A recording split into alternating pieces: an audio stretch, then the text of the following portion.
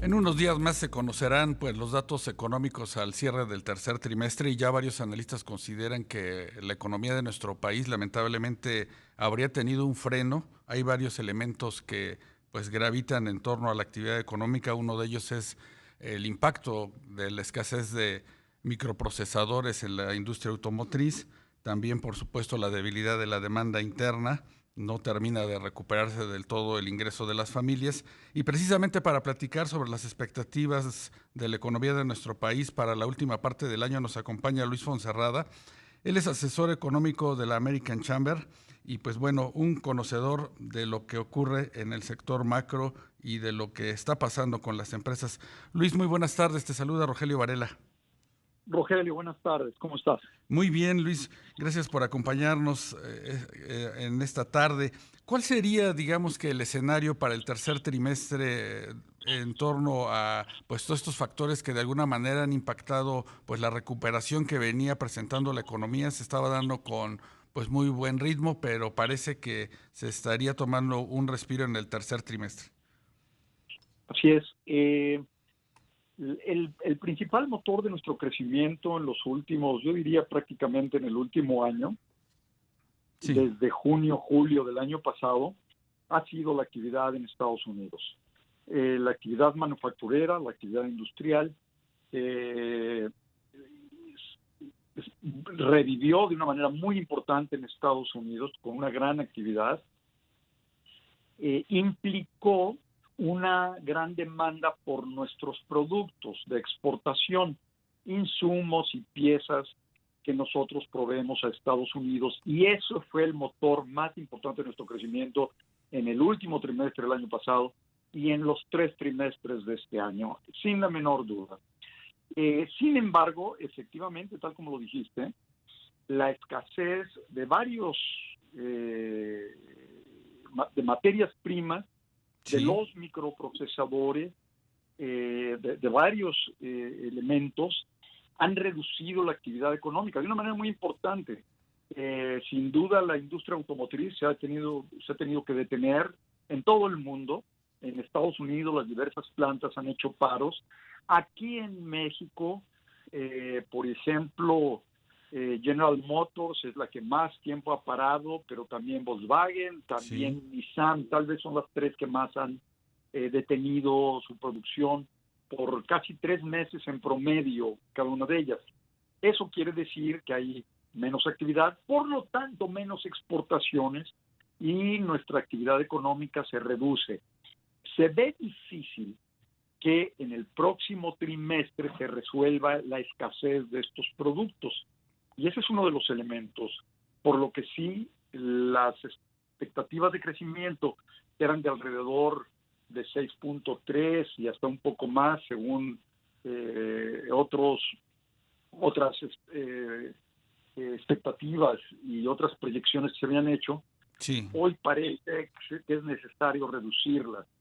Probablemente se reduzca el crecimiento aún incluso abajo de 6%, lo que es una muy mala noticia. Por Y supuesto. probablemente la escasez de estos productos no se resuelva tampoco en el corto plazo. Y ciertamente el mercado interno no está recuperándose porque no hay la inversión que requerimos y por lo tanto no se generan los empleos que requerimos, ¿no? Así que efectivamente el 22 mismo, el año próximo, pues parece difícil que podamos lograr un crecimiento de 3%. Muy probablemente sea inferior a 3%. Claro, cuando las expectativas de el Fondo Monetario y de algunas corredurías pues pensaban que la actividad económica, el PIB, estaría rondando el 4%, Luis.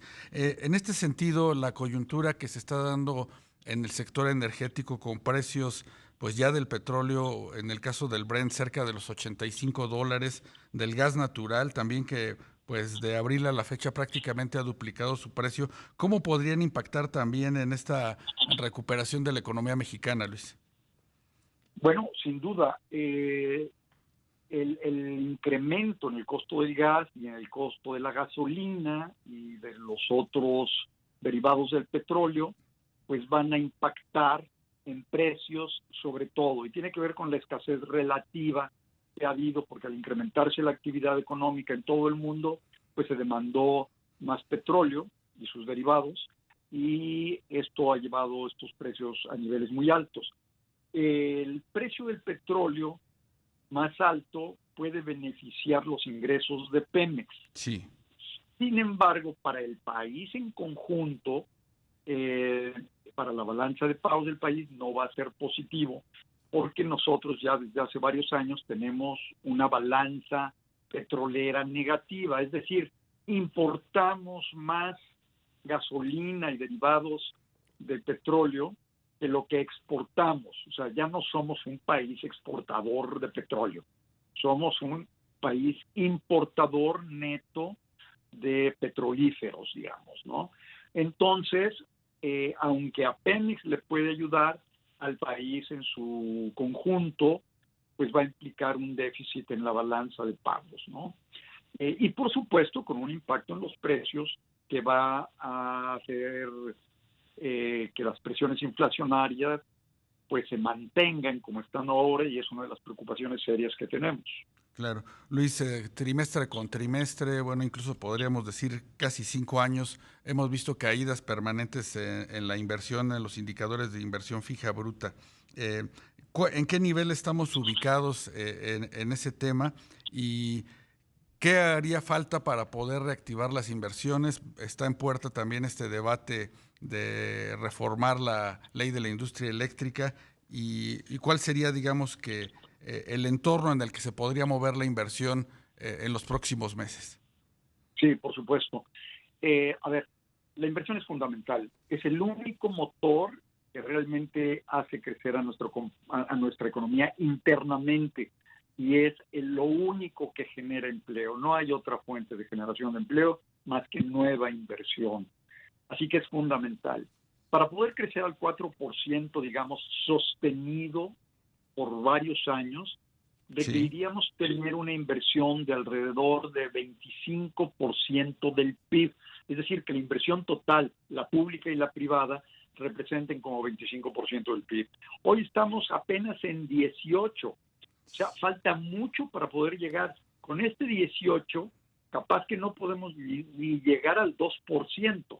No sería sorprendente que el año que entra anduviéramos creciendo al 1.9, al 2, 2.1 ya sería muy bueno. Ahora, ¿qué pasa? Efectivamente, la inversión se viene reduciendo. Desgraciadamente, la que más se ha reducido es la inversión pública. El gobierno no está invirtiendo.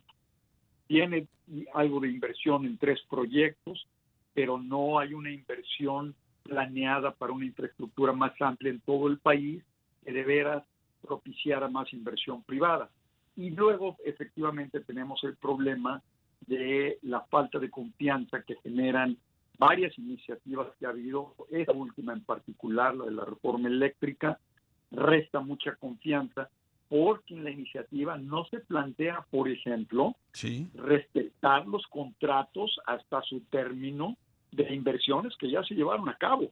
Entonces resta mucha confianza a los inversionistas y se detienen para invertir. A ver, cuando no hay certeza, cuando cambian las reglas del juego arbitrariamente, pues la inversión se detiene porque dice, no, pues yo ya no corro el riesgo porque me cambian las cosas de repente. Invertí, no sé, por decir, 100 millones de pesos en un proyecto de generación eléctrica eólico y resulta que me quitan el contrato mañana, pues yo qué hago con mi inversión, la pierdo toda. Entonces se detiene la inversión claramente, con todas las otras consecuencias que tiene la reforma eléctrica que se plantea. Y es que no va a haber manera de que alcance la electricidad para satisfacer las necesidades de las familias, de las fábricas, Por de supuesto. todo. Por Y supuesto, además, Luis. sí, y además pues el problema es que tampoco vamos a cumplir con los compromisos que tenemos con el TEMEC.